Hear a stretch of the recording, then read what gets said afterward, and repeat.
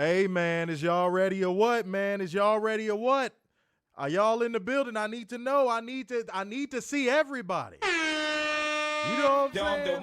You know, we in the house tonight, man. We are here. It is Wednesday. The mood, the energy, and everything is better because we are watching a professional wrestling program that is actually worth the TV channel time that it consumes and streaming platform time it consumes as well. Bandwidth, if you shall. So, guys, if y'all know what the fuck is going on, man, give us a fire emoji straight out the gate. Share the stream straight out the gate because we about to get into our AEW and AEW. Oh, God, let me try that again. AEW Dynamite and AEW Collision Live Review. This is your boy, Mr. Starksign. Big dub. That's a lot of shows. There's only 2, but it's a lot to say. Fuck you. We in here, man. The energy feels right.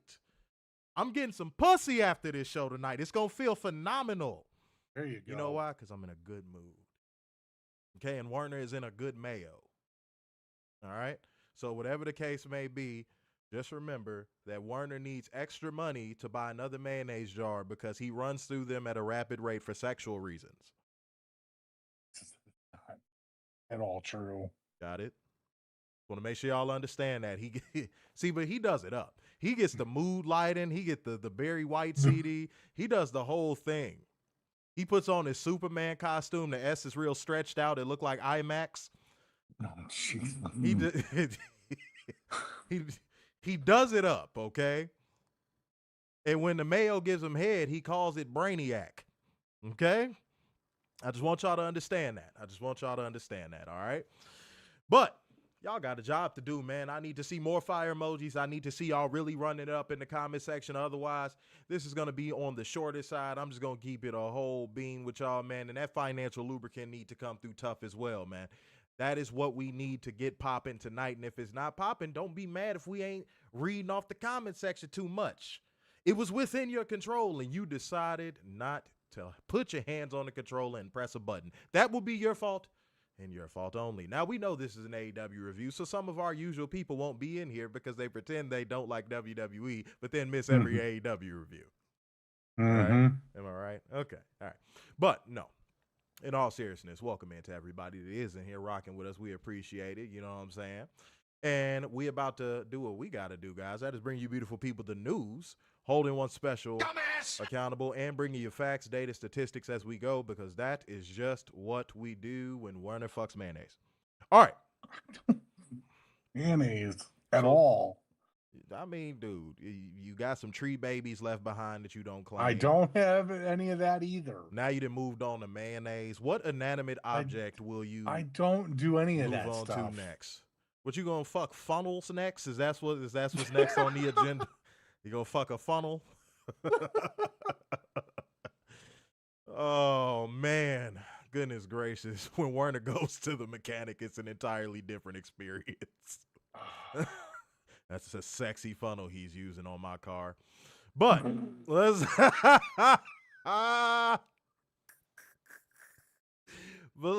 not delay the people any further. Let's go ahead and get into 10 News, non-funneled edition. Go ahead, bro. All righty.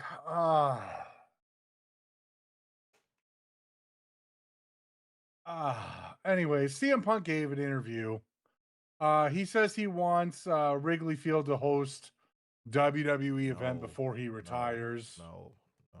He was rooting for the Dodgers in the World Series to solidify a lockout in 27 because, again, selfishly, he wants to wrestle in Wrigley, and he blames MLB for not allowing WWE to get a jump start at looking at dates for having a wrestling show at Wrigley. Man, Philip Jack Brooks, shut the fuck up. Shut up, dude. Like honestly, it's at the point where I just don't want to hear anything that comes out your little hypocrite creep ass mouth. Mm-hmm. You get what I'm saying? But the take I wanted to gather from that interview, and this is what I thought you were gonna do. CM Punk, why you pocket watching, bro? What's going on? What's going Seriously. CM Punk, what's going on, bro? What's happening? The voice of the voiceless is pocket watching? That's sounds what like happens when you go back to WWE. Dog, sounds like you becoming the corporate of the corporate. You pocket watching now? I'm going to read that quote. I'm going to read it. You know what? Fuck it. I'm going to read it. Since Werner want to bring up Wrigley Field to try to rage bait me, I'm going to go ahead and read this. Nice try, sir. I knew I was trolling you early for a reason. I knew that me trolling you early was for a reason. See, when your spirit ain't right, Werner, bad things happen. Just want to make sure you understood that. Nice try, though. All right. Not even a Cubs fan either. All right. So CM Punk would talk about the pay structure changes, and he would say, the business has radically changed. It was a different place when I signed than when I debuted. And when I came back, it was such a radically different place. The thing with, excuse me. Let me start over. The thing with the title, too, is it also means you made more money. That does not exist anymore. It's good and bad. We all make more money now, which thumbs up. But my paycheck was always predicated on how many people were in the building. So I was driven towards ticket sales and the business of it. And when you're in the main events, you got paid more money. And now everyone's just kind of on salary. So I think that's good and bad. It's good for the boys, but also feel there's not the same ambition. I always wanted to be in the main event because, again, it got me more money. And now I don't care if I'm the opening match because I'm still going to make the same, and I can shower and watch the show. Now, first of all, no one believes you shower. Let's start there, CM Punk. But second of all,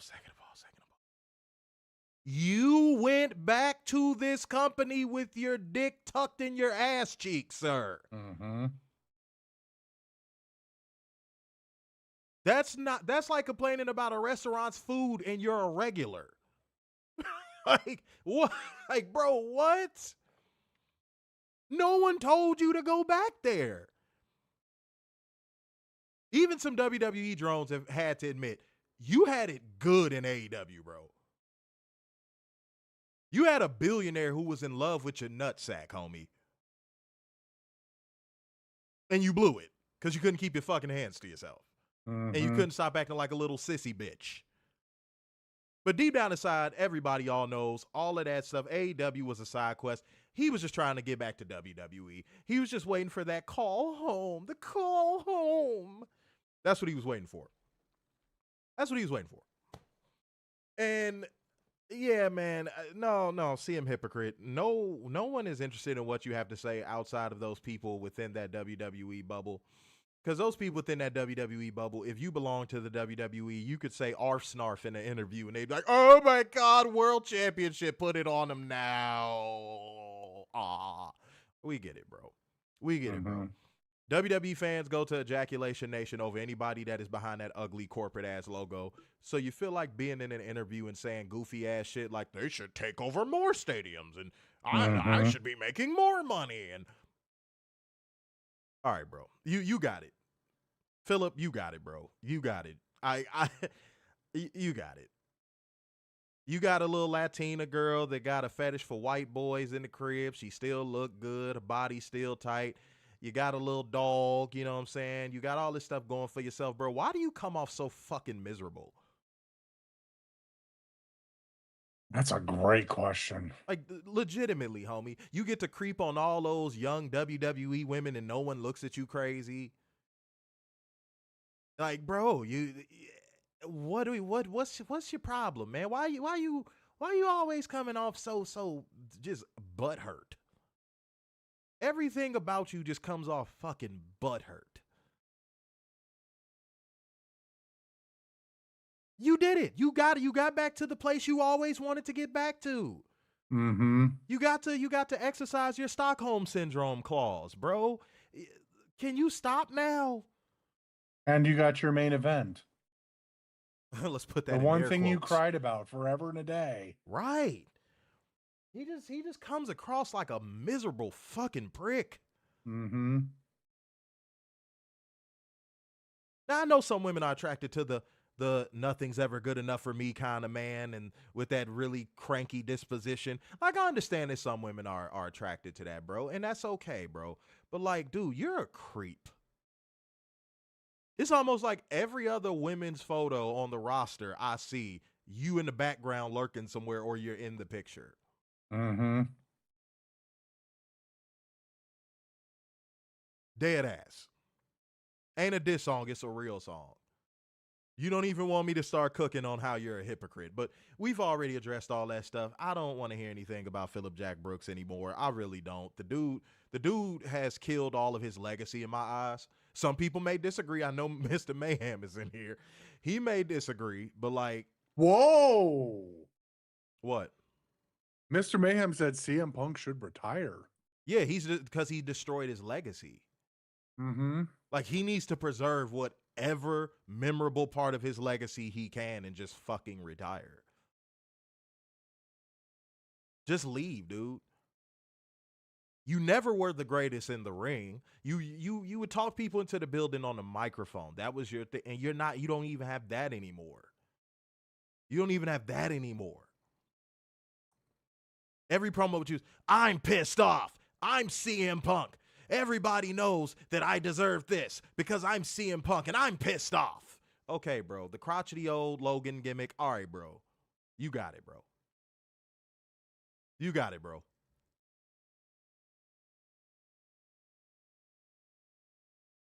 Enjoy the Cody Rhodes treatment where that audience will cheer you no matter what, as long as your music hits and they can sing it. Just enjoy it and ride off it to the sunset, and please stop talking. Nobody should be reaching out to CM Punk for an interview in 2025. I don't care how many views you think is going to get your channel. There's no reason to be like, hey, CM Punk, you mind doing this interview? None. Zero.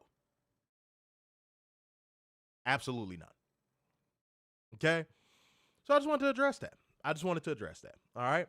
And shouts out to all the people in the building right now. Let me scroll back up because I did see a super chat. Fuego came through with 2 schmackaroos saying, F the Fed. That's all I got.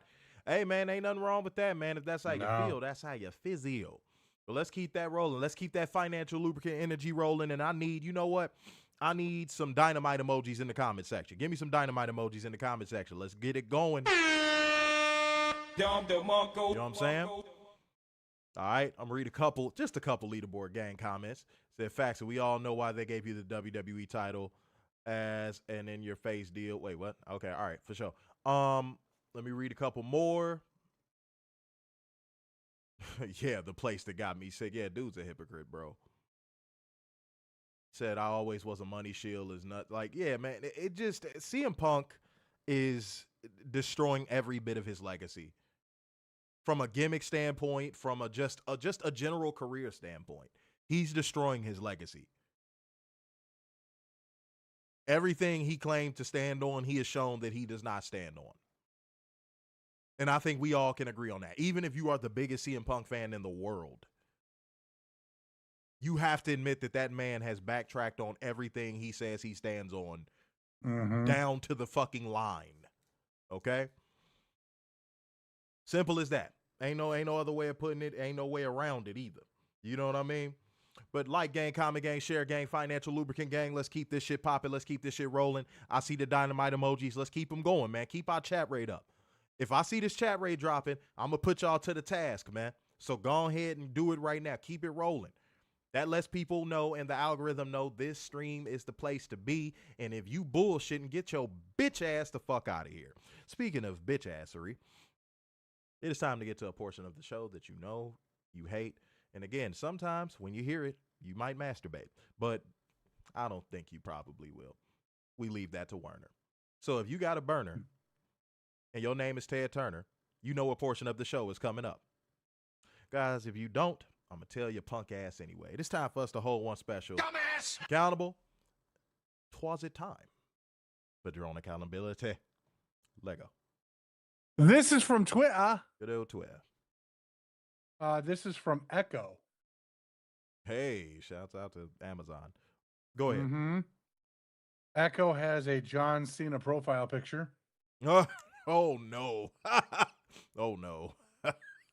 That says rise above the hate. Okay, let's go. Yep. Echo says, and I quote, Roman Reigns might be the only megastar who disappears for weeks, comes back, and still gets an earth-shattering pop every single time when he returns. Nobody is touching his aura right now. The biggest babyface in the company right now.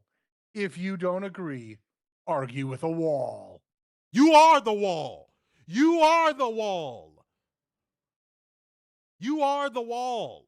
WWE fans are the wall. Dumbass! That gets one. I'm sorry. You are the wall.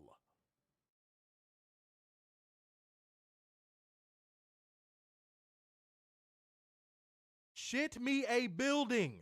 You are the wall. Any pro wrestling discussion that is a vehicle has to drive into the WWE fan brick damn wall. Any productive pro wrestling conversation drives into the WWE fandom wall.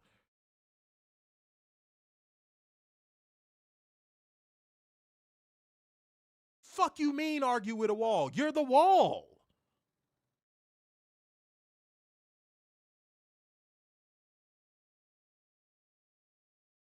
It was sounding like a prototypical standard fucking drone accountability up to that point. Argue with a wall. What?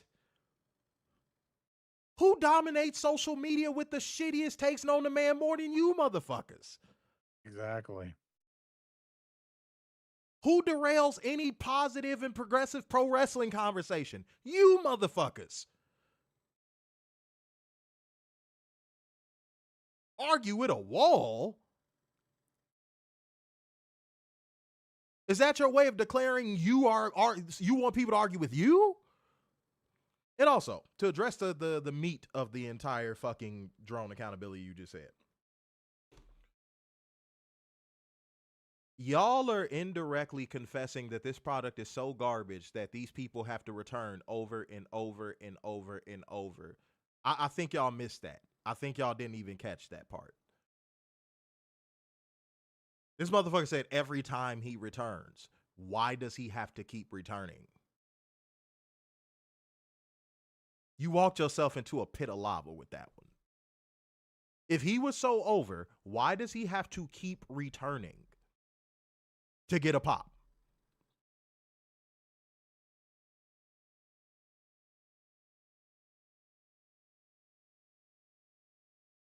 Wouldn't he just be consistently over?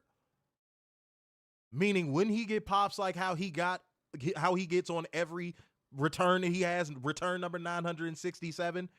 Wouldn't he get that pop every time? You would think. So what's the argument?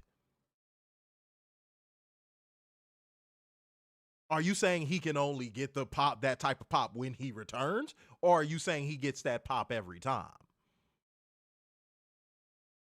I don't even know if these people know what they're arguing. Does that make sense? I don't even think if these people know what they're putting out there into the ether. Like, I really don't.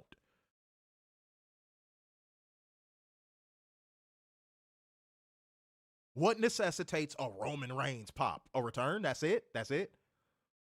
Because if that is true, that shows how limited he is in overness. Meaning he can only get a pop of that caliber every time he returns. See, this is why drones don't come in here. Because we'll break this shit down.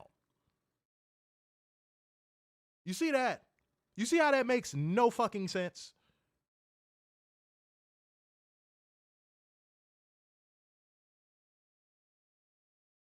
Oh, goddamn. Goddamn. Boy. You can't win with them. You can't win with a WWE fan, dude. They are the most broken individuals on the face of this earth. But yes, Ramen Noodle Ran, number one. Number one. I'll see Samantha in here. You know what I'm saying? Roman be returning more than Triple H scratching his nose. Well, this motherfucker got to take out a loan just to scratch his nose, because you know what? By the time he scratched his nose and scratched the whole thing, he done took 7 days off of work. See that? Come on now. Yeah, I seen that, man. Fuego, and Fuego, shouts out to you for sending me stuff, and I appreciate that. But some of this stuff I be already seeing, bro. I saw that shit a while ago. of the Roman Reigns returns and it's like 19 graphics. Yeah, dog. Is that the only way he can fucking return? Is just like it just,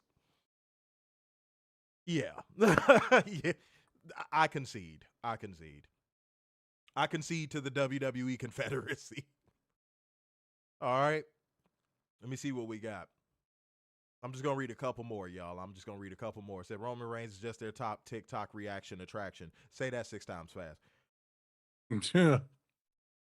That's what they're going for these days. I hate that people call them hype moments and aura farm. Like, that's so corny. That shit is so corny. But, like, yeah, that's all they're going for is the pop, dude. WWE is the Coca-Cola company of professional wrestling because all they're going for is the fucking pop. When have you ever seen Coca-Cola come out with a sandwich? Nope. Oh, okay. The defense fucking, like, that's how I feel about it, dude. That's all they care about. What can go viral and what can we force feed our audience to make them believe this product is bigger and more exciting than it actually is? Does that make sense? Mm-hmm. Yeah, they're begging. Yeah, Fuego, that's what I'm saying. They're begging. They're going, please watch. Look at how hype this is. No. And I swear, WWE fans could take any slang term and make it uncool. I remember when I was walking in a party when I was about 13. I was like, man, this shit hype, man. This shit crazy. Now when I hear hype, all I think is some fucking WWE dork reaction nerds going, oh, this is a hype moment. Try it. I'm ready to be petty. I'm ready to be petty today. Hallelujah. They ain't gonna get my spirit today, boy. Let's do it like this, y'all. I was gonna hold one special accountable, but I'm gonna dive into the realm of what we not gonna do. WWE fans, I'm sure y'all all have seen it. I shared it on the page. Seems like Twitter is very picky on what they decide for us to go viral these days. It's kind of strange. Very, very strange. There was a video of this guy, and I sent it to Warner, and I'm sure half of y'all have already seen it. God. In a John Cena t-shirt. Hold on, let me pull it up. I'm not going to play it because it got the music on it. I'm not going to play it. I'm just going to read the caption. Let me find it for y'all real fast. I probably should have had this ready, but it is what it is. We do a live show. We don't have to pre-record our shitty little fucking takes. The caption says, when you getting buns and your playlist is on random. And it is him stroking a woman faster to Jey Uso's theme song. First of all, there's not a man walking the planet that actually fucks bitches that says getting buns. Let's start right the fuck there. Second of all, why do you have to think of another grown man and his entrance song and his entrance and him moving and gyrating and gesticulating to fuck your girl harder? In the event that you did get buns. Okay? And why? Just on a grassroots, regular level. Why the fuck are you dry humping your phone? And I told y'all don't be listening to me sometimes when I say certain stuff because I think y'all be thinking, oh man, this dude thinks he's a know-it-all. He thinks he knows everything about women and all this stuff. I don't know everything about women, but if I knew everything about women, I'd be a fucking trillionaire because I'd be able to write a book that no one else would be able to write. But I would say I know a good 80%. I told y'all a while back, when y'all see corny little videos like these dudes give scaring the hoes energy. There's not a woman on the planet that will fuck a man like that. And lo and behold, if you go check the quote tweets on that tweet, there's women, bad bitches too, bad bitches, saying, this is why I would never fuck a male wrestling fan.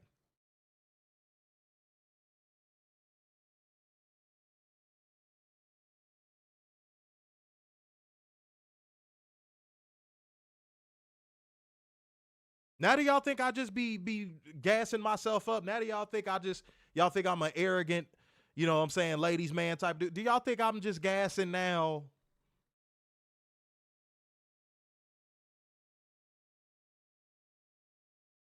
Dog, I'm not I'm not independently well off from doing consultations by itself. I got other shit I do, but by itself, if I wasn't good at what I do. You know that, right?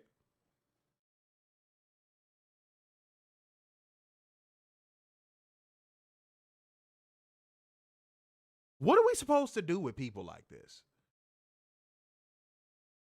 And we know which side this mostly comes from, by the way. Now, you got the creep dudes to hang out at indie events. I'm not going to act like it's just WWE fans. It's if it was a pie chart, they'd be a majority of the pie. Don't get me wrong. But I'm not going to act like it's not like a small sector of indie wrestling, you know, male indie wrestling fans that go to shows and do stuff like this too.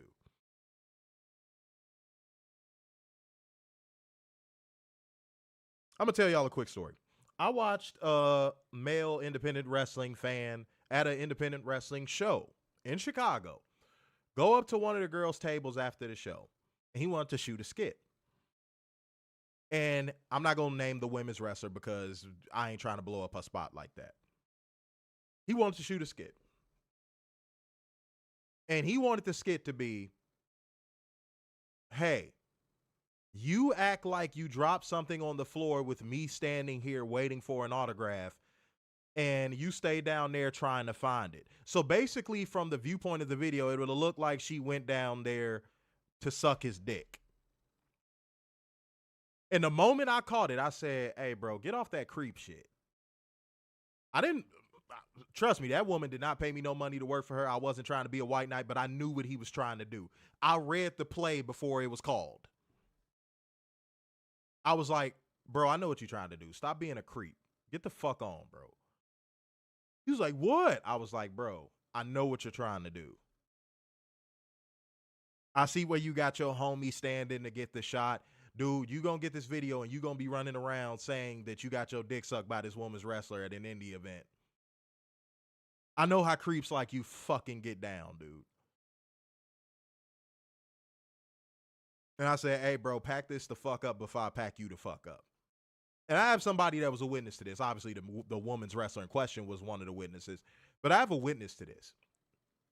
And if y'all come in the WrestleCade, this witness will tell you.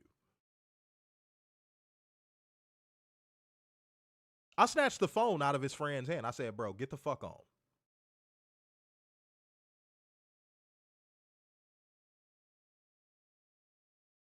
That's the type of people that we dealing with when we see shit like this.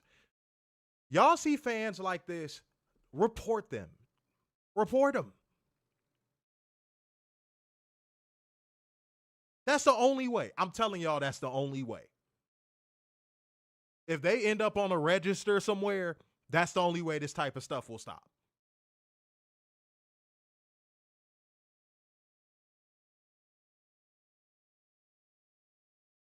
But instead, y'all give this shit millions of views.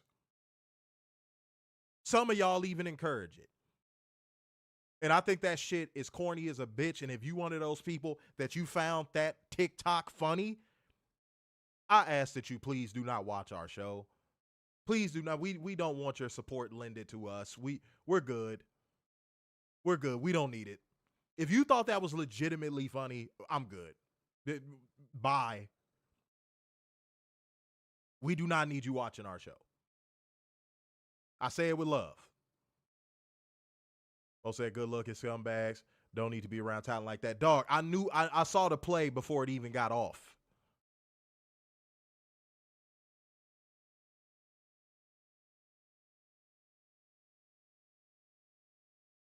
Literally, no, Catherine said, I'm glad I don't have TikTok. Literally, I had to create one because one of my elders, one of my coaches is on TikTok, and he only does his lives on there.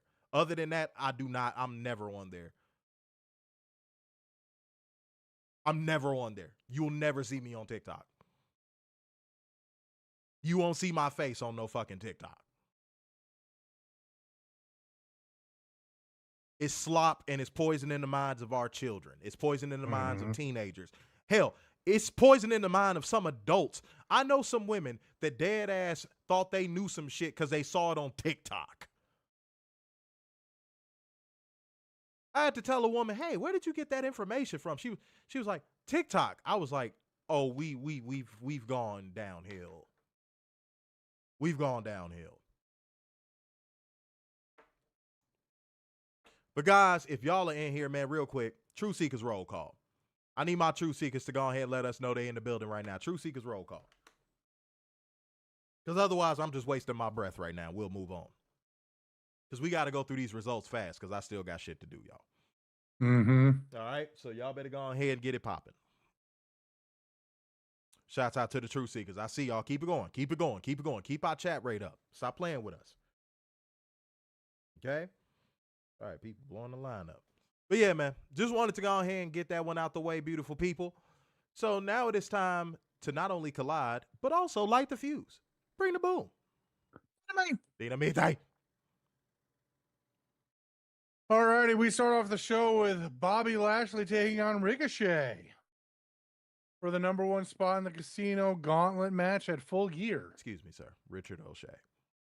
Sorry, Richard O'Shea. I do apologize. Don Lemon. Don Lemon. Go ahead. The bell sounds and Richard O'Shea immediately took the mic and said, "Fly, Eagles, fly." Running down the crowd and said the only thing good that came from Boston is his wife, Samantha. Way to go. Slow down, bro. Slow down. Calm down. Slow down. Go down. Go ahead. Richard also was surprised that Ariel Helwani didn't ask Tony Khan about MVP having dementia and that the national title, you're looking at the inaugural champion after Saturday. The fans and the bald idiot like Lashley will have to give him the respect he deserves. Nobody will stop Richard O'Shea from fulfilling his quest for gold. Ricochet keeps rambling, and Lashley finally gave up and choked him out of the ring and threw him out. To which Bobby won the match to earn the #1 spot in the Casino Gauntlet Battle Royal at Full Gear. So I won't say this was a full cheat code. It was a mini cheat code for me. I thought that for what it was doing within the time, it was really good for the time constraints. And I don't even think it was constraints. I think that was just how the match was structured. Now, for all the people that was complaining about Richard O'Shea's promo, y'all know that's what heels used to do to get heat back in the day, right? Exactly. You know, heels used to go out with a microphone and damn near cut 20-minute promos to start a show, even house shows. That was very prevalent back in the territory days. And somebody might say, wait a minute, you're being a hypocrite. You don't like when WWE does it.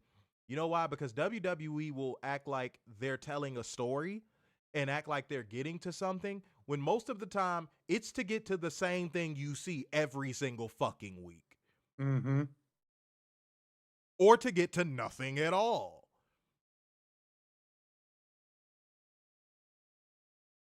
Now, if Richard O'Shea would have won this match, I would have criticized that promo. You know why? Because what was the point of getting that heat if Bobby Lashley was going to lose? But because Bobby Lashley absolutely destroyed him, I said, okay, they took the old school route.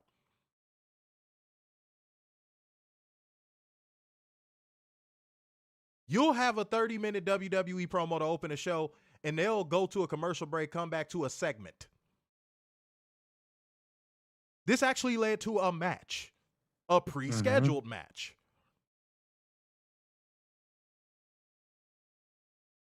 There was no right here, right now. Nope. Just a pseudo babyface getting sick of a fucking heel talking shit and beating his ass. Pro wrestling to its core. Setting the table. I've always talked about this. Setting the fucking table. WWE never sets the fucking table. AEW did it to perfection tonight. So yeah, you can miss me with that. Like because I know it's some people that's gonna say that weak ass shit. You can miss me with that bullshit. Mm-hmm. You can miss me with that. Okay? Yeah, said the old heads are dishonest for clout. Yeah, I already know what's going on, man. Said Richard O'Shea shouldn't have been talking shit. Yeah, no, straight up. But no, and Richard O'Shea did a great job. And the funny part is like him talking shit while Bobby is beating his ass. And he's just like, Bobby, put me down. And Fuego, that's why you slow down, because we'll get to it. All right? Mm-hmm. Cool.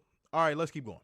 Let me cut this. Alrighty, up next we got Samoa Joe backstage with Shibata and said it must feel good for Hangman Adam Page to be a fighting world champion. Mm-hmm. Joe said he was told if he interferes tonight, he'll lose his AEW world title match this weekend. Joe said Page's whole world of joy and happiness is about to get very different quickly. Page is guilty of crimes and transgressions Okay. against the ops, and it'll be at the hands of Shibata. Deadly by design, violent by intention. Tonight, Shibata begins Page's payment, and at Full Gear, Joe will fully collect. Great promo, no notes. Mm-hmm. Same. There's nothing you could critique. Yeah, great promo. Yeah. Up next, we got the Young Bucks backstage staring at a television of previous Full Gears. And stop real quick. Excalibur was not on top of his game tonight. No. He had a commentary slip up leading to this that was bad. It was like Werner levels. It was bad. You know what I'm saying? I really thought Brian killed it tonight, or Brian Danielson. No, he was on top of his game. He was fine, but Excalibur was the goddamn. You know, Excalibur Hotel and Casino was not doing good tonight. Respectfully, it wasn't good. It wasn't good. Excalibur, I told y'all, it's getting to that point where AEW is outgrowing Excalibur. Mm-hmm. I said that like months ago. Now I think we're at that point. Tony, you might need to pick up the phone, get on the horn, and call Mauro Ranallo. See what he's up to, man. Mm-hmm. Excalibur has ran his course, dude. As a commentator, he can't keep up. As AEW is becoming a better production, he can't keep up. When AEW was still what it was and all that stuff, cool. But like now, he ain't got it, bro. He ain't got it. But go ahead. All right, so then Renee comes up to the Young Bucks and asks if they're joining the Don Callis family tonight. Before they could answer, Don Callis shows up and cuts off the gotcha journalism, telling the Bucks to go out and show them why they're the best tag team on the planet, and they can answer after. Callis will even give them his patented introduction. Was that word, sir? Patented. There you go. Go ahead. The Young Bucks with Josh Alexander taking on Skyflight, which is Scorpio Sky, Dante, and Darius Martin, with CD and Layla Gray. Young Bucks won when Josh Alexander submitted Dante. I thought this was a mini cheat code. They really pushed the action in this match. Dante is looking like he did before he broke his ankle. And Darius, and crazy enough, I was in the building for that. The Galen Center at USC, I was in the building for that. You saw he was fucked up out the game. He was fucked up. But Darius Martin has let himself go so much that if I'm Tony Khan, I'm going, hey, man, let me tell you the God's honest truth, dude. You don't get yourself in shape, I'm giving your brother a singles run that I personally feel he really deserves. And, man, you going to be on the back burner somewhere, dog. I'll blow this whole Skyflight thing right up, dog. Mm-hmm. Ain't nothing wrong with a Layla Gray wardrobe mishap. I didn't see it, though. Same. I must have missed it. There's nothing wrong with that. I've seen that No. woman in person, and I would have no problem with that. Just I wanna don't make think that very anyone would clear. have a problem with that. Soy boys. Yeah, that's true. Yeah, So it is. WWE people. Wardrobe malfunctions are fascist. Fuck out of here. All right. It's oppressive. Women shouldn't be subjected to wardrobe mishaps when double-sided tape exists. Why is AEW not providing their women's wrestlers with double-sided tape? Give me a fucking knife. All right. Let me see what we got here. Said Dante Martin needs to just shave his head. And just, he said his hairline is crazy. Hey, man, you know what I'm saying? You can't love nothing that don't love you back. But sometimes, depending on your head shape, you could kind of preserve it a little bit longer. But he got that, he kind of got that, which one is the light skinned one in Kid and Play? I always forget that. Fuck, I always forget that. But yeah, he got a head shape like him. So yeah, he might need to go ahead and just let that shit go. So them light skins all got them head shapes, if I'm being honest. Light skinned dudes always got them head shapes. And then when they turn 40 and they stop looking like a light skin, women be like, oh. And it's like, yeah, see, that's what you get, bitch. You wanted a baby with some good hair, as they always say. You want a baby with some good hair and some good genetics. Now look at your baby. Your baby got a motherfucking McDonald's hairline at 4. See? Dark skin is in, ladies and gentlemen. Mayo is definitely not because, yeah, let's not get into that. Warner gets very sensitive about those topics. And Triolina had a child with him, so therefore... Jesus, I did not do anything with the tree. Yes, you did. I know the truth. You don't know the truth. Donald Trump posted on True Social. Right. I didn't know you were on True Social. I know what True Social is. I don't know what True Social is, though. All right. But no, I am not on True Social. Please, liberals, do not attack me. Okay. All right. I'm not in the mood. Okay. I'm not in the fucking mood. All right, ladies and gentlemen, let's keep going. Go ahead. Alrighty. Don Callis entered the ring post-match along with Mark Davis, Hechicero, and Rocky Romero. And said now that they can announce that the Young Bucks are joining the Don Callis family. The Bucks were reluctant, and Callis reminded them that the money has been flowing now that Callis has been looking after them in recent weeks and demanded that they announce it. Callis then started to get agitated and said AEW can be a very dangerous place, and the Bucks walking around without a family could result in something very bad happening. Callis would hate to see anything happen. Would hate to see anything like what happened to Kenny Omega and happened to the Bucks. Matt and Nick slowly turned at Callis until the music for Kenny Omega hit. Kenny Omega came out real quick. At this moment, I knew this crowd was full of fan walkers. Oh, yeah. Boy, Kenny Omega came out to the most tepid fucking reaction I think I've ever heard Kenny Omega come out to in his entire career. Mm-hmm. I don't think Kenny Omega has had that least noise made for him since he started his career. And we always say, you want to know the easiest way you can figure out a Fed Walker crowd? If they're sitting on their hands during moments where you're like, wow, that was really cool, you're probably dealing with the Fed Walker crowd. And it's weird because me and Werner almost can feel the energy through the TV now, where it's like you could just feel them wanting to chant. You could feel them just wanting to sing along or yeet. You can feel it almost. It's like an energy a fucking crowd gives that you just like, oh, this is a Fed Walker crowd. Like they only pop for stuff they have no choice but to pop for. That was how I knew. When Kenny Omega came out and I heard pretty much his entire song, like it was like it was being played off of my speaker, I was like, oh, this crowd is a Fed Walker audience. And I hate that. I really do. I hate that. But let's keep going.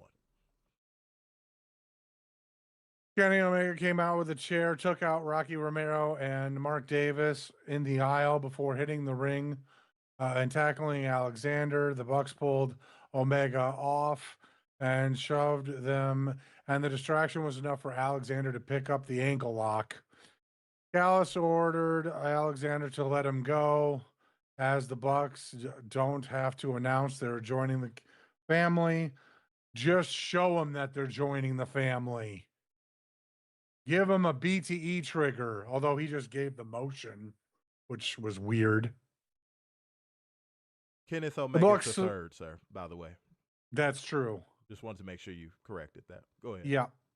The Bucks slowly walked around, going to Kenneth Omega III when Jurassic Express music hits and makes the save. Jack Perry had a big ass shovel, and Luchasaurus had a vacuum cleaner. Them motherfuckers went to the Triple H and John Cena store. Ain't that something? Apparently. That's amazing. Wow. I don't know how they found time to do that. That is awesome.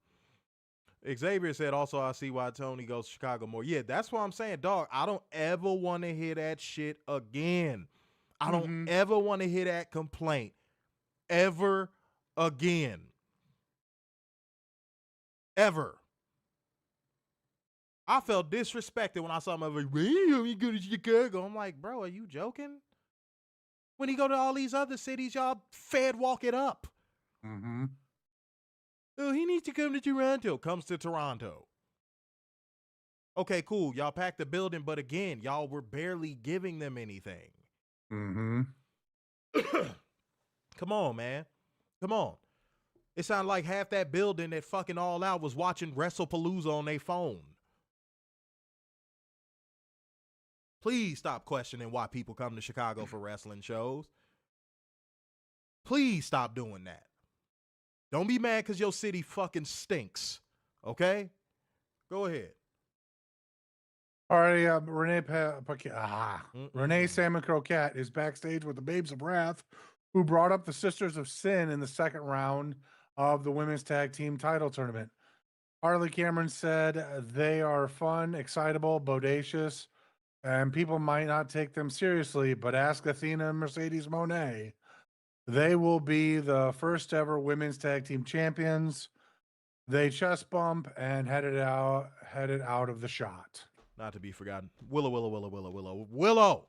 So fucking adorable. We're going to see you next week, Willow. Yes. All right. Go ahead. Back at commentary, we got Toni Schiavone remembering the legendary announcer Bob Claudet. Gave him a nice little tribute, said if there's a Hall of Fame, he should be the very first person in it. Weren't you having an Excalibur night tonight? A little bit. It's not good, bro. All right, let's keep No, going. it's not. Let's keep going. Up next, we got Shelton Benjamin taking on Speedball Mike Bailey for the number 2 spot in the Casino Gauntlet Battle Royal at Full Gear. I'm calling this a fucking cheat code. This match was fucking phenomenal. Stop the presses. This was a cheat code, and I'm not gonna trip over that one little you dig that happened in the match. I think Speedball Mike Bailey legitimately got knocked loopy on that super kick. Mm-hmm. How do I know this? He was posturing when Shelton Benjamin got up from that botched 3 count. He was posturing. If you don't know what that is, look it up. If you don't know what that is, look it up. He was posturing. He got knocked clean the fuck out. Lights were on, but nobody was home. That happens. Mm-hmm. That happens from time to time. That does. When you're in the wrestling ring, sometimes a stray forearm catches you and you see a flash of light, and next thing you know, the match is over, and you like, what happened? And that also shows you how amazing the human body is, because the human body can go into autopilot. You saw Speedball Mike Bailey go into autopilot. Like when Shelton Benjamin went for the rising knee in the corner, you saw Speedball Mike Bailey protect his head. Mm-hmm. The human body is fucking amazing. I don't even think Speedball knew where the fuck he was. And he took another German suplex where he landed rough. Mm-hmm. So props to Speedball Mike Bailey for his toughness. I don't like seeing him posturing. That was kind of scary. I don't think that was a sell.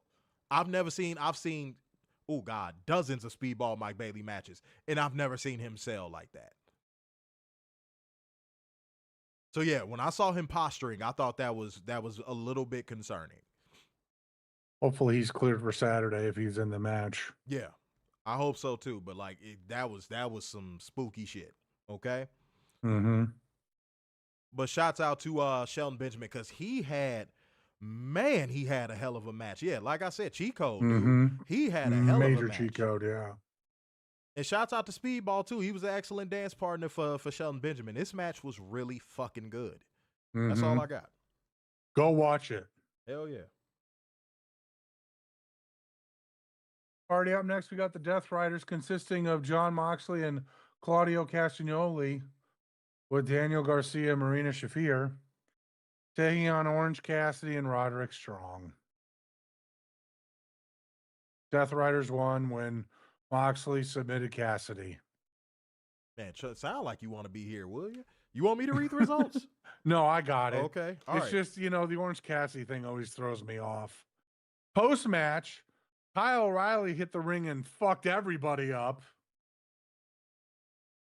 And made Moxley tap and did something to his leg to where he had to sell a leg issue. And then demanded a match against Mox for no holds barred on Saturday. You gotta let stuff breathe sometimes, bro. All right, so let's stop because a lot of stuff happened within the realms and confines of this. So the moment where Kyle O'Reilly locked in the hook and he got it in on him and they were attacking him and he was no-selling it and all that stuff, and then they finally get him down and he pops back up and starts cranking again. That was a great moment. That is, if you're going to book Kyle O'Reilly like a killer, you need to have moments like that. So I did like that. I like that a lot. Now, a lot of people are saying now the Death Riders are going through the motions, and I'm going, wait a minute. The same people that are saying the Death Riders are going through the motions are the same people that were saying it was never good to begin with. So wait, does that mean that y'all actually liked the Death Riders the whole time and y'all were just faking the funk because everybody else was saying it? Oops.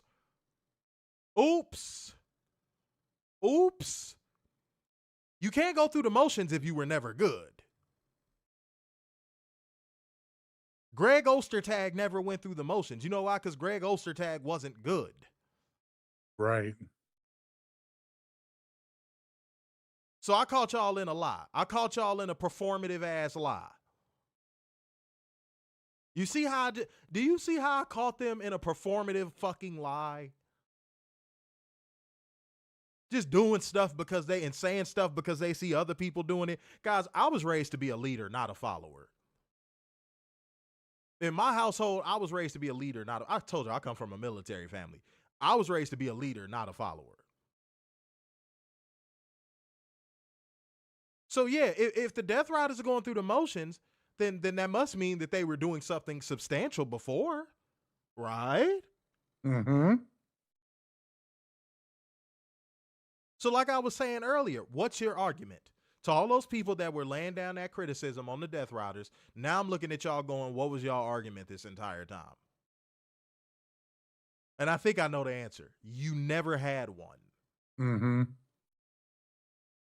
You never had an argument.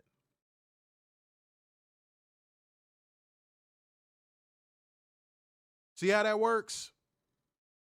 But no, this is a good moment for Kyle O'Reilly. I like seeing him get built up. And also, this shows you something. If you go out there and you have great matches and you work hard to get yourself over in that ring in AEW, you'll get the opportunity and the moment. Kyle O'Reilly was going through the motions.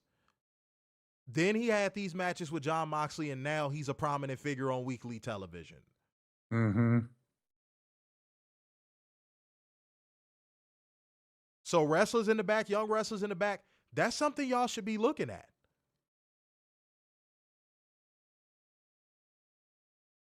Because I think that's really cool. I think that's really cool to see. And that's all I got. Alrighty, up next, we got Brodito cutting a promo on FTR. Said they're one of the best tag teams in AEW history, but they've never beaten them. Brodito will never stop fighting, and they'll remain tag team champions when Full Gear is over. Short, sweet, and to the point. Love it. I love when things can be established and it doesn't have to overstay its welcome. That's something that AEW has brought back into professional wrestling. Not every promo segment has to overstay its welcome. Not every match has to overstay its welcome. WWE always puts 100 on 10, and more times than not, it's terrible. Mm-hmm. So, yeah, shouts out to AEW for restoring that back into pro wrestling. Go ahead. Up next, we have Mercedes Mone walking backstage holding the TBS and interim ROH women's TV titles. We then go to Kenny Omega and Jurassic Express backstage. Kenny talked about how they say money can't buy friendship, but the Bucks proved him wrong before. Once Josh Alexander took his frustrations out on Michael Nakazawa, it then became personal. No amount of money will save them from what they're about to do to them at Full Gear. Omega hit his go home line as Perry walked away holding the shovel while Luchasaurus didn't have his vacuum. Well, no, he had to give it back to WWE for all that suck they fucking do. Go ahead. That's true. Alrighty, up next we have the Timeless Love Bombs taking on Alex Windsor and Riho in an AEW Women's Tag Team Title Tournament quarterfinal. Timeless Toni Storm won the match when she pinned Alex Windsor. I thought this was a great match.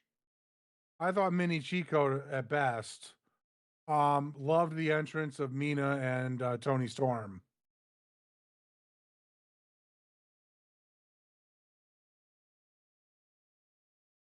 So the new entrance for Toni Storm and Mina Shirakawa is a proof in the pudding type of moment. And again, y'all might be going, why is he mentioning WWE?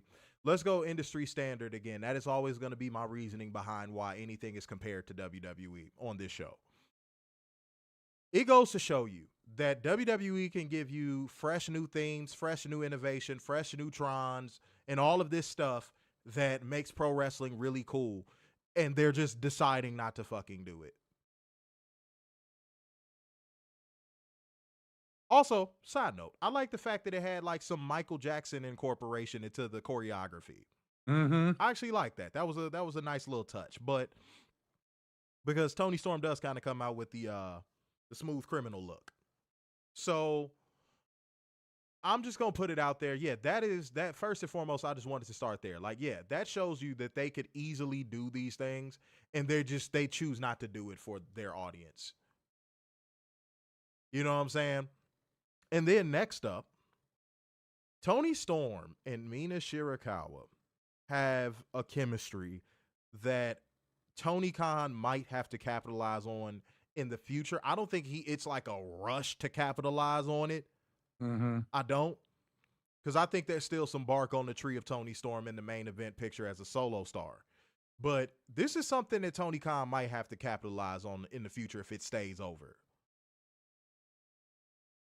And that's the caveat. Slow burn it? And that's the caveat. If it stays over. Yeah. Okay.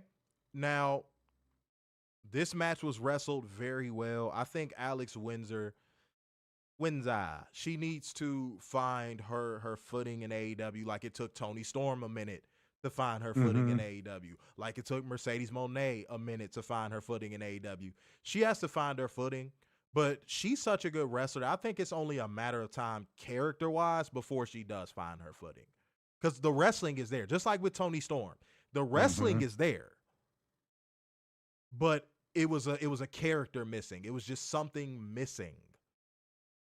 They tried the faction approach. They tried the and it still was something missing. And then Toni Storm finally developed the timeless Toni Storm character with RJ City. Mm-hmm. That's what it's going to take for Alex Windsor, because being in AEW, being a great wrestler in AEW is not enough. It used to be. It used to be. Like year 1 to year 3, it was enough. All you had to do was be a great wrestler. See, now, but AEW fans are raising the bar. You know why? Because they actually can. And they have a viable reason to.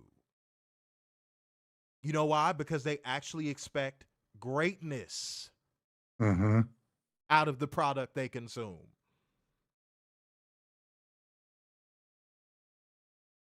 You notice AEW fans in good AEW cities, obviously, they don't pop for dead ass segments. They don't pop for dead ass matches. You want to know the easiest way to get a "This is awesome" chant in WWE in a match? Have both wrestlers fall to the mat at the same time, and them just lay there taking the deep breaths, and you see their chest going up and down. Boom, "This is awesome" chant. You got it. Just like that. Oh, and by the way, now that I've said that, y'all will not be able to unsee it.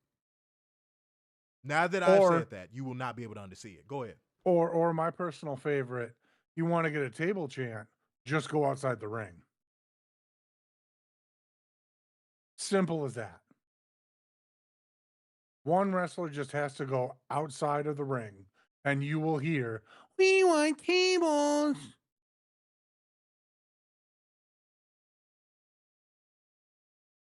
Fucking ridiculous. All right, Renee Salmon Croquette is back. She is saying she received breaking news from Tony Khan, saying that the semifinal teams in the women's tag team tournament will meet in a 4-way match at Full Gear. The winners will choose the stipulation for their tournament match.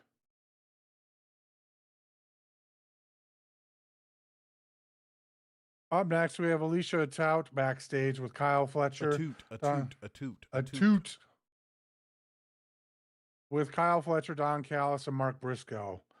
They have agreed to no physicality. Fletcher talked about how he can't wait for Briscoe to join the family and watch him flourish. Briscoe talked about how he has his family with him all the time, with, real family and the conglomeration. Okada and Hechicero attacked him from behind, pause if necessary. Fletcher shook Okada's hand, saying, "I'm glad you agreed to not agreed to do physicality." Okada said, I'm glad to help. I know Takeshita wouldn't have."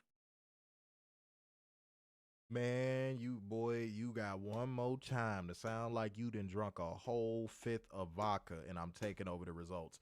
Okay. I haven't drank anything. All right. Fuego said it's an underrated aspect, but you could tell AEW has a big respect for the music side of wrestling. Absolutely. Mikey Ruckus does a lot of great work. Shouts out to him. You know what I'm saying? Let me see what we got. Mo said Mina has been a great hire to AEW. Yeah, because she's such an easy slot. You don't have to put her in no main event program straight away. Mina Shirakawa is just one of those naturally over type of wrestlers where you could pretty much put her in anything and she's going to make the most of it. You know what I mean? And let me see what we got. Said Windsor versus Tekla could be good for both. Oh, yeah, they both need a blood feud. The both of them need a blood feud bad.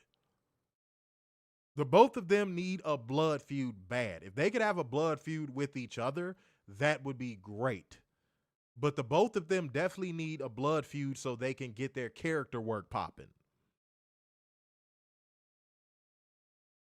Because, Tekla has not been a miss per se, but she hasn't gotten anything yet where she's been able to, sink her biters into, because she's a spider. She just hasn't been able to get anything yet. That traction has to happen. Like, Alex Windsor and Tekla are too talented for that not to happen at some point. See, the difference between AEW and WWE is I actually have faith that at some point it's going to happen. You see a wrestler, you know what I'm saying, kind of floating on the ocean in WWE, you like, yep, they just gonna drift. They gonna drift until they out of sight. They gonna either drift or drown. There is no coming back. Julia is a great example of that. You watching her on the ocean in a floaty and you just like, damn. Because you know she's not making it back to the boat. You just know she's not making it back to the boat. That's the part that sucks. That's the part that fucking sucks. Because Julia will be doing great things in AEW right now. Go ahead. All right, up next, we have Pac cutting a promo on Darby Allin saying that he deserved an apology as he promised he would break Darby's back. Instead, he sent his charred corpse to the hospital. No one has heard from Allin since, and it's because he is scared. Maybe Pac took things too far at Blood and Guts, but if Allin, the boy that never quits, has a backbone, he'll face him in a wrestling match. No weapons, bells or whistles. Without those, there's no way someone like Allin could compete with a legitimate athlete like him. Great promo. Mm-hmm. Absolutely. Alrighty, up next, we have the AEW Men's World Champion Hangman Adam Page taking on AEW Trios Champion Shibata. Cheat code. Mm-hmm. Hangman won, defeated Shibata. Cheat code. Now, real quick, Hangman Adam Page has something figured out now that a lot of people, whether you love him or you hate him, you got to respect this. He has this figured out now.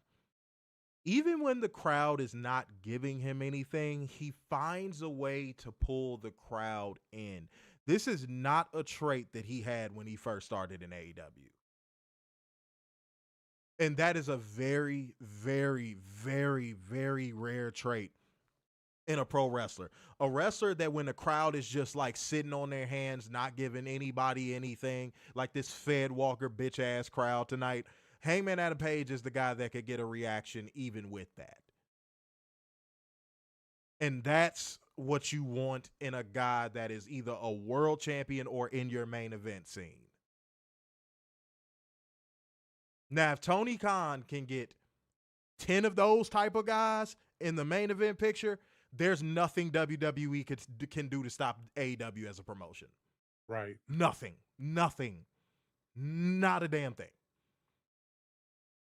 Because right now it is only Samoa Joe has that ability, but he's getting towards the end of his run. Mm-hmm. Hangman has that ability. Swerve has shown the ability. Will Ospreay has shown the ability. So yeah, he got to get about 5 or 6 more guys that can do that. If he could get about 5 or 6 more guys that can do that, pause if necessary. Pause. Then in which case, yeah, no, there's going to be no stopping AEW. You could tell the women's division is still kind of figuring out who has that ability. Toni Storm is the only one right now. Mm-hmm. Toni Storm is the only one. As much as I love Willow, and we do love Willow on this show. Yes, we do. Willow has not proven that she could pull a crowd back in a promo. She has not proven it yet. Harley Cameron has not had a live mic in the ring and had to cut a 7-minute promo yet. And y'all gonna say, damn, you being harsh. No, I'm being truthful. Toni Storm is the only one that has shown that she could go out there in front of that live crowd for 5, 6, 7 minutes and deliver and draw them in.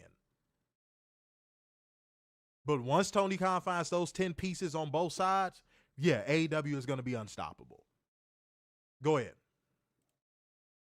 All righty. Hangman Adam Page after the match grabs a mic, staring down Samoa Joe, telling him to look around.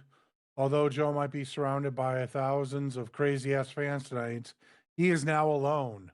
When Joe walks into the steel cage at Full Gear, Page wants him to remember Joe doesn't have Hobbs or Shibata with him.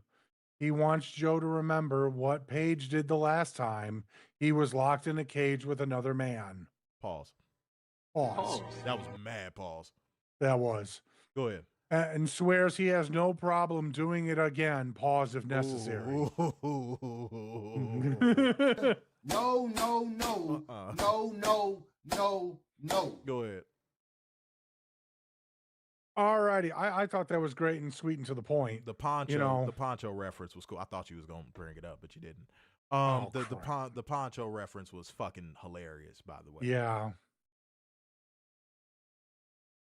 Alrighty, up next, we actually get a short promo from FTR with Stokely backstage saying 11 years ago, FTR formed and they had asked if Brodito had been accomplished anything, or remember years later, like FTR matches have been. Wheeler said at Full Gear they are closing the book on the feel-good story of the year. Harwood said they keep having the greatest tag matches of all time and said that their title reign will be what they hold their legacy on. Brodito are unfortunately in the way, as FTR will go down as the best of all time, as they hope Bandito's Abuela comes to say hello. Top guys out. Thank you, God. They made them go. Tony Khan, if you listening to the show, bro, thank you for doing that. Mm-hmm. Thank you for doing that. I would not been able to bear FTR going out there, fitter, if you shall, going out there and cutting another dry ass 10-minute promo. My daughter and all. I am so glad you made this a fucking pre-tape. Dude, thank you. Thank you, thank you, thank you, thank you, thank you, thank you. Them motherfuckers have to be the most long-winded North Carolinians I've ever met in my fucking life. Dude, thank you. Mm-hmm. All FTR promos should be just like that. Or less. Like that should be the maximum. If you could get it down less, even better. Oh, because my less God. is always more. Bro, cause like fuck. Man, those goddamn fitter promos. Lord. Okay, go ahead. Already up next, we have the Megasis. Megan Bayne with Marina Shafir taking on Melo and Anna Jay in the AEW Women's Tag Team Title Tournament quarterfinal. Megan Bayne and Marina Shafir defeated Ty J to advance when Shafir submitted Anna Jay. Cheat code. I mean, mini cheat code. I liked actually the beginning where Marina and Ty were doing the judo stuff. All right. So here's what we're gonna have to temper some enthusiasm, sir. That's why I wanted you to just let stuff breathe, because I'm like, we got to temper the enthusiasm.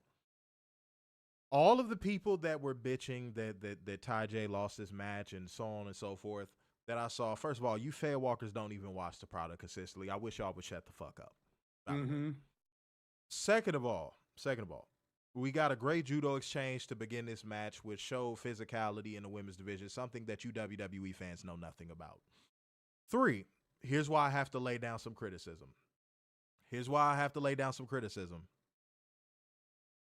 Ty J has not maximized their minutes enough for them to be worthy of winning this match and or this tournament. You don't have to fucking like it. It's the truth. That's true.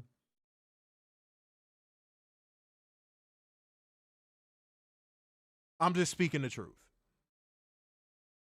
They both have had multiple opportunities to maximize their minutes, and they haven't. You know who has been maximizing their minutes every time they get on TV? Megan Bayne and Marina Shafir. So if your bitch ass is going, I'm not watching AEW anymore because Ty J lost, you never were watching it to begin with. If Ty J losing is a deal breaker for you, you weren't watching to begin with. Let's be real. Now, don't get me wrong. This match was still a mini Chico. It was. But I hope this was a lesson to both Anna Jay and Ty Melo. When you're getting all of this screen time and all of this stuff going, right? And you getting the return and all this old stuff, you're supposed to give that shit everything you fucking got. Don't only give it everything based on your opponent. That's some WWE transplant type shit. I'm just going to keep it real. Since they have reunited, the matches ain't been all that great. The segments ain't been all that great. They needed this. They actually needed this. This is what me and Werner call on this show a character loss. Yeah. They needed this. Because maybe, just maybe, that'll give them the swift kick in the ovaries for them to go, man, next time we get an opportunity like this, we can't fuck this up.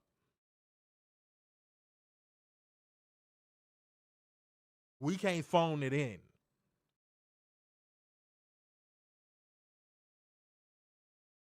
So I felt like their effort in this match was too little too late.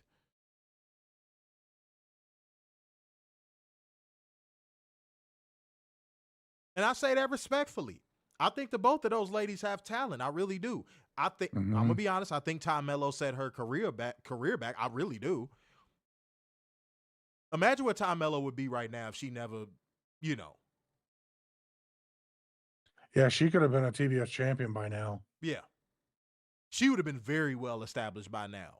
Mm-hmm.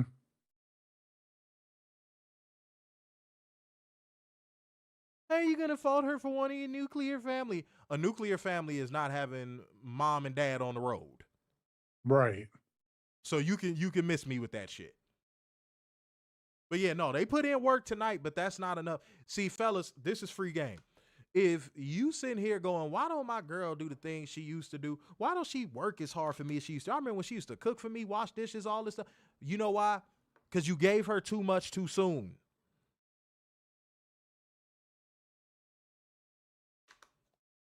Don't just sit here and put a girl on a pedestal because she did something for a little while. Make her show that she can keep doing it.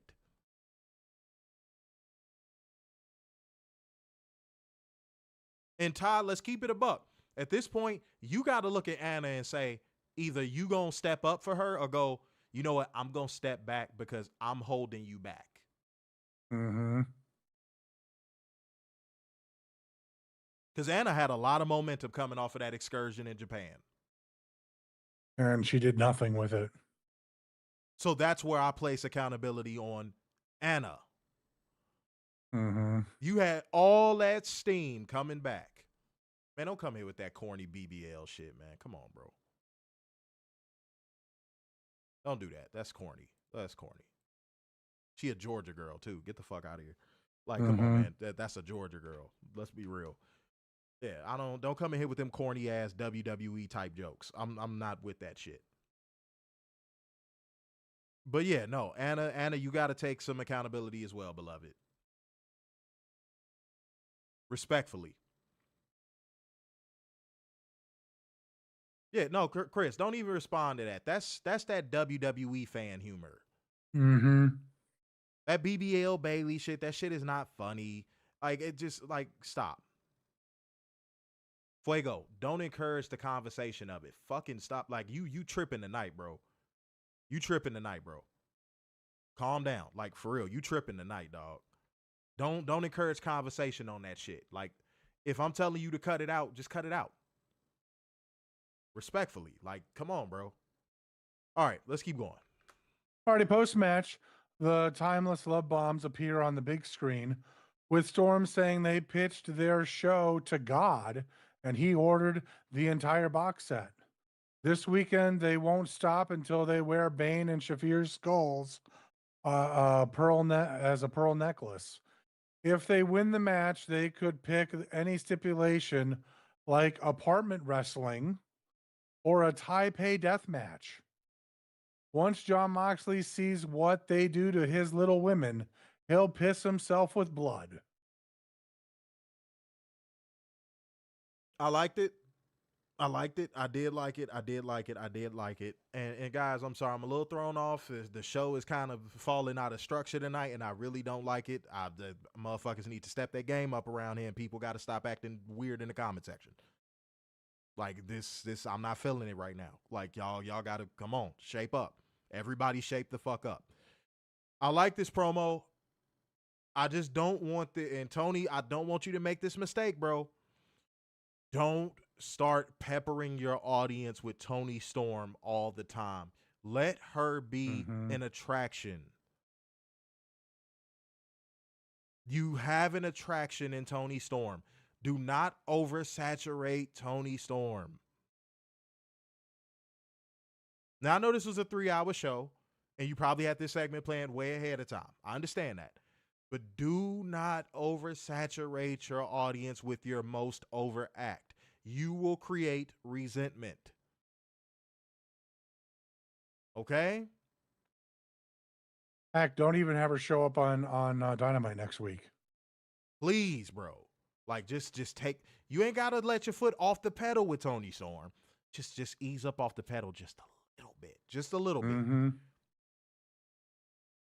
Okay? Go ahead. Up next, we got a video package of Chris Statlander talking about focusing on for Mercedes at Full Gear. I thought that was a great little vignette. I thought it was perfect. Up next, we have the Bang Bang Gang talking about the four-way, pause if necessary, $200,000 tag match on the Tailgate Brawl. Juice Robinson said they'll be the pigs and shit who will be rich, as he focused on helping Austin Gunn save for the future. Okay, so you missed this too. All right, Chris Statlander cut a promo on Mercedes Mone about her lack of focus ahead of their match at Full Gear, and that is what happened before that. I said video package of Chris Statlander focusing on Mercedes Mone at Full Gear. My fault. Go ahead. Already up next, we have the AEW Continental Champion Okada taking on Mascara Dorada in a double Jeopardy match. Mascara Dorada. I got it. Okada won by pinfall with the Rainmaker, earning a shot at one of Mascara Dorada's championships. Okada had a scary moment with Mascara Dorada at the top rope where it looked like Mascara Dorada might have slipped. There were a lot of people saying that, they were using this as ammunition, going, this is why AEW is so dangerous, and this is why people should never go there. And, he gave him a shoot avalanche pile driver. No, stop. No.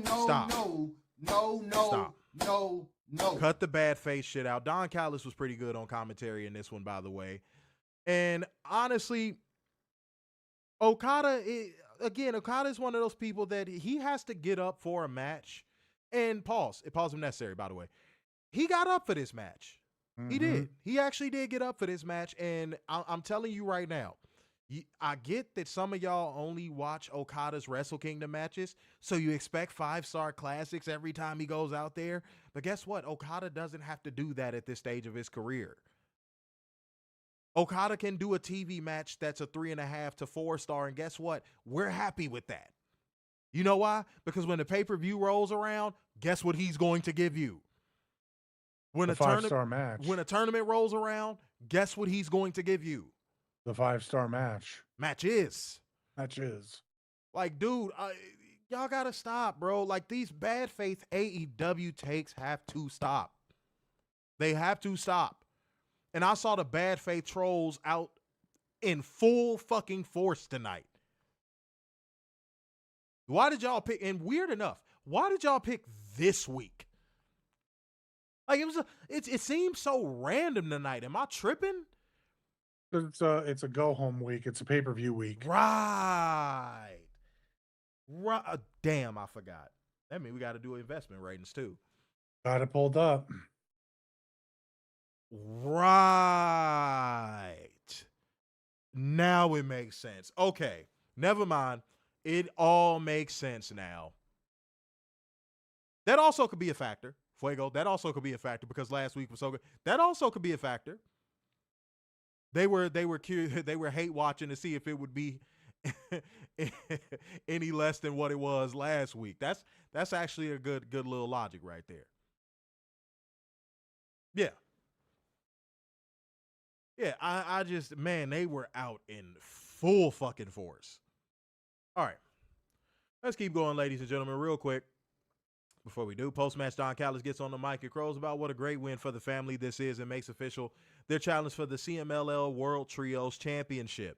The match will be at Full Gear and will feature a Don Callis family dream team of Okada, Hechicero, and Konosuke Takeshita. Okada is not pleased to be teaming with Takeshita again. Toni, you have this problem. You pull the trigger on the Okada Takeshita thing at Full Gear. Mm-hmm. Fucking do it. You've slow burned this enough. Dog, you getting down to the fucking bottom of the candle, homie.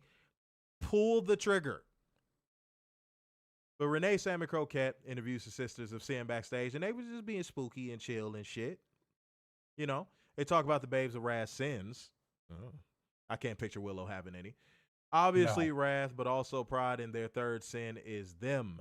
Tekla rolls up to talk about what sick, twisted shit they're going to come up with as a stipulation for when they win the four-way. Giggity. Chris Statlander makes her entrance to send us to break.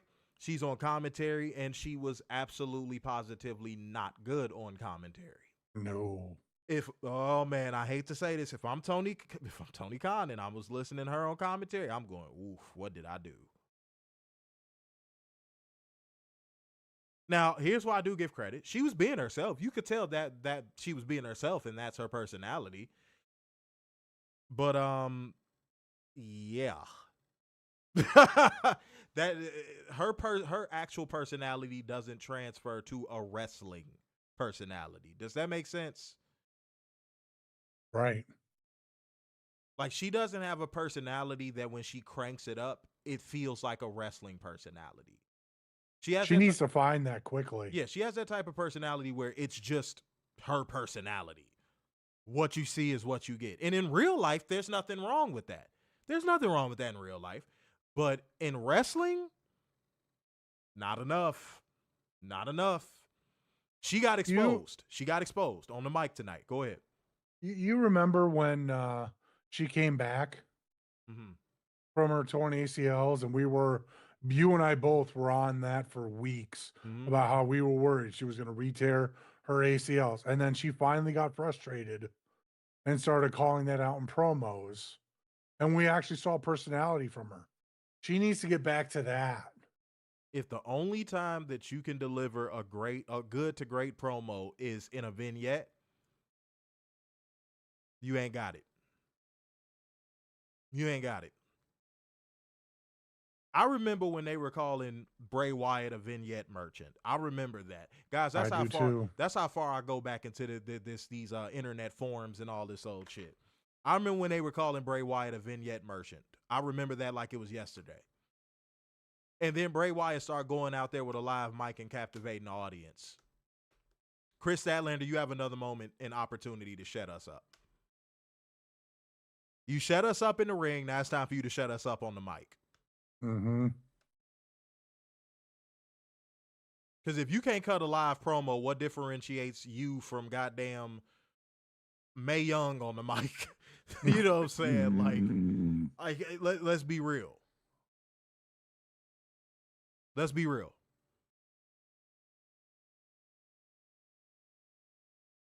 Like, oh my God, this is going to be a bad one. This is going to be a bad one. This is going to be bad. Y'all going to want to hurt me for this one. Jesus Christ. We could toss Bayley into a well-produced vignette, and Bayley can look like an excellent mic worker. At least in AEW. Yeah. You're right. That's not enough, sweetie. That's not enough. It's not enough, sweetheart. You got to do a little bit better, okay? All right. And by the way, she's going to be a WrestleK too. And if she's watching the review and she wants me to say this directly to her, I will gladly say this directly to her. Gladly. Next up, we got Mercedes Mone, the interim Ring of Honor Women's World Television Champ, and Red Velvet, the real Women's World Television Champ of Ring of Honor. Chris Statlander was on commentary. Again, she did not do a good job, but you know who did do a good job? Mercedes Mone and Red Velvet. They went in the ring and they had a cheat code of a match, so much so that this Fed Walker ass crowd even had to give this a "This Is Awesome" chant. They didn't have a choice. By the end of the match, see, that's the key ingredient with Mercedes. You give her enough time, she's going to pull a great match out of anybody. Mm-hmm. That's the key. Her key is time. That's all she needs. Especially with this being her first match or second match back. You give Mercedes 10 minutes. She going to go out there and create some magic.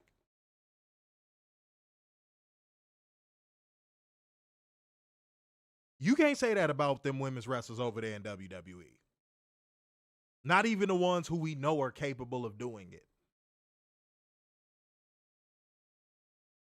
Which is why I still, just for the life of me, don't understand why women wrestlers want to go there. Yeah, I don't get it either. Man, look, against my better judgment, I watched that Sol Ruka Blake Monroe match. Y'all, that match stunk. And then you had people, here's how you know the match stunk.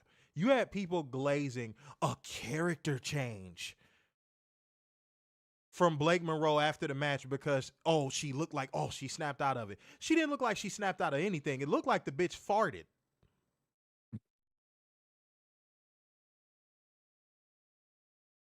You know when you fart real hard and it surprises you, like, oh, shit.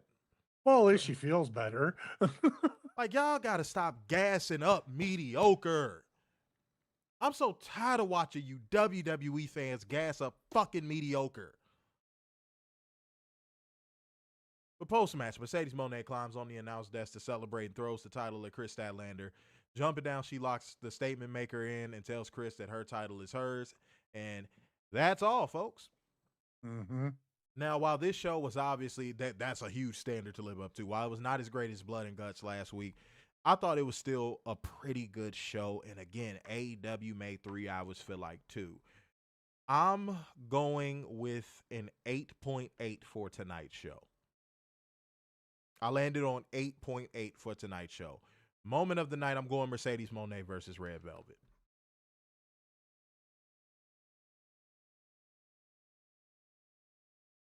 I'm at an 8.8. Moment of the night, I'm gonna go Kyle O'Reilly.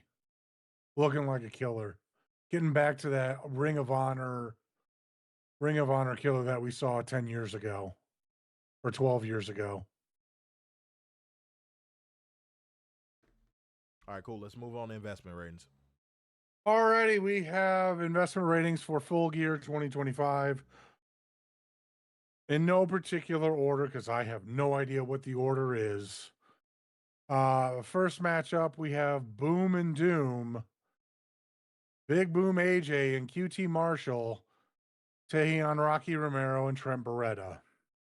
1. I'm at, 1. Up next, we have Max Caster and Anthony Bowens taking on the Bang Bang Gang of Austin Gunn and Juice Robinson versus Big Bill and Brian Keith versus the Outrunners for $200,000. 1. All right. Third match, we have El Sky Team, Dorada, Mystico, and Neon taking on Okada, Takeshita, and Hechicero for the CMLL World Trios Championships. Based on match quality, and I'm sure that shit is going to be really good, I'm going 7.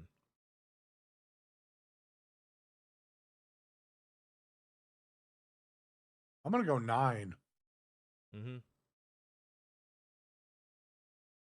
Alrighty, up next, we got Chris Statlander taking on Mercedes Mone for the AEW Women's World Title. This is one that I knew it was going to be tough for me. I feel like Chris didn't hold up her end of the bargain when it comes to building this program. And for that, I'm going to go 7 as well. She did not do her lion's share. She didn't. I'm just going to be honest.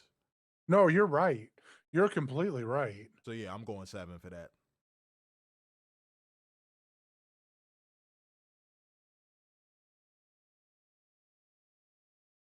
I'm going to go 5. just because of how bad Chris Statlander's done on the mic. I'm sure the match quality will be there, but yee. Already up next, we got Hangman Adam Page taking on Samoa Joe in a steel cage match for the AEW World Championship. 10. Yeah, there's no way this is anything lower than that. 10. Both have held up their end of the bargain in building this program. I'm going 10. Mm-hmm.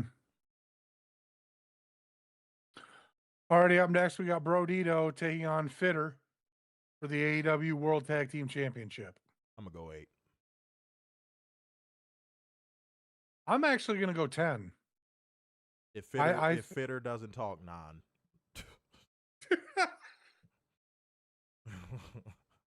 If Fitter doesn't get a promo, 9. And I'm dead ass serious. I know you are. I don't want to see a pre-tape. I don't want to see nothing. Go ahead. Alrighty, up next we got Kenneth Omega III and Jurassic Express taking on the Young Bucks and Josh Alexander for $1 million. That match is going to tear the fucking house down. I'm going 9. I'm at a 10 with this one too. Tony's spending a lot of money this pay-per-view. $200,000 for a tag match, $1 million for a trios match. Man, he gonna wake up tomorrow morning with $1 million, man. Yeah, probably. Go ahead. Alrighty, up next we have the Casino Gauntlet match for the AEW National Championship. All participants are Tiba. I like how quiet it's been kept of who's going to be in this matchup. And for that reason, and just for that intrigue alone, I'm going 9. Yeah, I'll go with that. Yeah, 9. Yeah, it's a lot of intrigue behind this matchup. I just hope the Joker's not a joke on us. Man, that's all I'm hoping for. Show me on the doll with fucking Leo Rush hurt you, bro. All right. You still ain't let that go. Go ahead. No. Already up next, we got Kyle Fletcher taking on Mark Briscoe in a no DQ match for the TNT Championship. If Briscoe loses, he is forced to join the Don Callis family. Did it step on this? The no DQ match. No DQ. I'm sorry. I ain't hear you. My fault. That, if this didn't have a step on it, I probably would have been at like a 5. But because it does, I'm going to go 8. Yeah, I'm going to go 8 too. Every time I try, I think Mark Briscoe's going to lay an egg. Mm-hmm. He shows out. That's why I'm not betting against him this time. I'm going 8. Yeah. This has the potential to end up being a 10 though. Yeah, it does. Alrighty, up next we have Darby Allin taking on Pac in just a straight up singles match. I think this is going to over-deliver, and for that, I'm giving it a 7. I think this is going to exceed expectation. Every AEW pay-per-view has that one match that exceeds expectations. I think this is going to be that match. Y'all notice how cautious I'm being, right? I'm going to explain why after we done. I think you're right. I think they might try to do something to where they show Darby actually got burned and use that as story. So, you know what? I'm actually going to go 9 with this. All right, up next, we have the Babies of Wrath taking on the Sisters of Sin, taking on the Timeless Love Bombs, taking on Marina, Shafir, and Megan Bayne in a 4-way tag match. Winning team chooses the stipulation for the semifinal match in the inaugural AEW Women's World Tag Team Championship Tournament. I like the stakes that were placed on this match, and it's actually something, and I'm shocked that you didn't bring it up. It's something that Werner's been begging for a long time, but he begged for it with the Continental Classic. Add stipulations to these tournament matches. Yes. It's your talking point, which is why I'm shocked you didn't bring it up. Yeah, it's one of those things I forgot because Tony's never done it, and now that he Does it? I completely forgot about it. Tony, do this with the Continental Classic as well, please. Yes. You know what? They got to prove it. I'm going 6. They got to prove it. Really? They got to prove it. They got to prove it. It's some potential weak links in this matchup. They got to prove it. Yeah. Mm-hmm. I'm gonna go 7-5.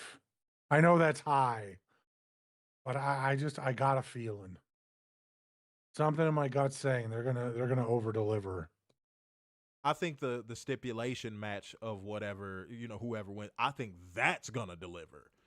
Right. I think the stipulation match is going to deliver. I just don't think this one is going to deliver. So they got to go out there and prove it. Already last, but certainly definitely not least, Jon Moxley versus Kyle O'Reilly in a no holds barred match. I'm shocked this got booked. And I'm glad it got booked. If Jon Moxley, I'm going to put a caveat on this. If Jon Moxley looks dominant in this match and Kyle O'Reilly doesn't really get anything in, I'm probably going a 5. I want this match. If this match is a war, 9.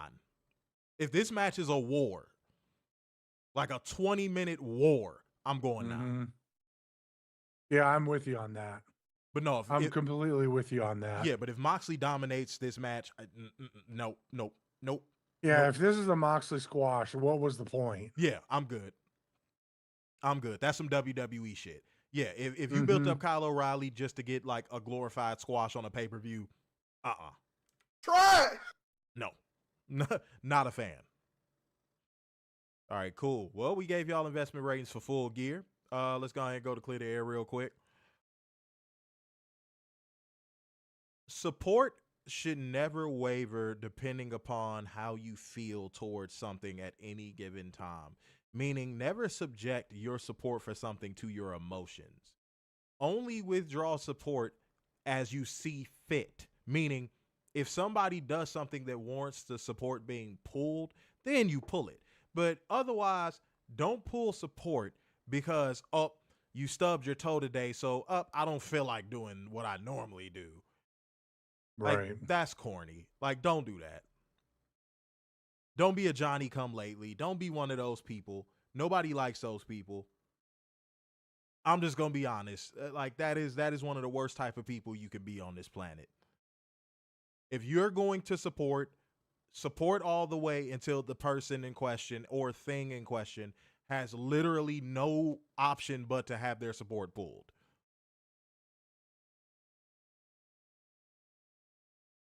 All right? And also, on top of that, actually, I'm going to add something to that. Do your research before you pull your support on something. I see a lot of people like, I'm not supporting this anymore, and they don't do a lick of research. They just hear one thing, and they like, I'm pulling out. Like, don't do that. People have lost careers, livelihoods, all that shit because somebody didn't wait until the facts came out. God damn.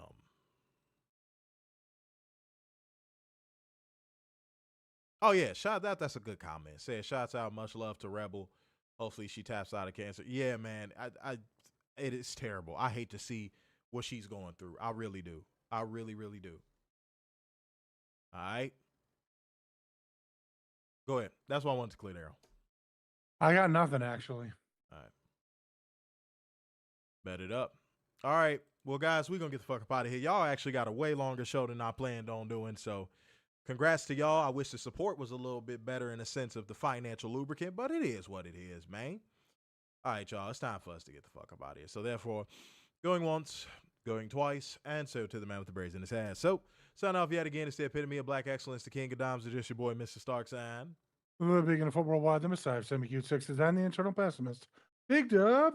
peace out, y'all. See you Friday.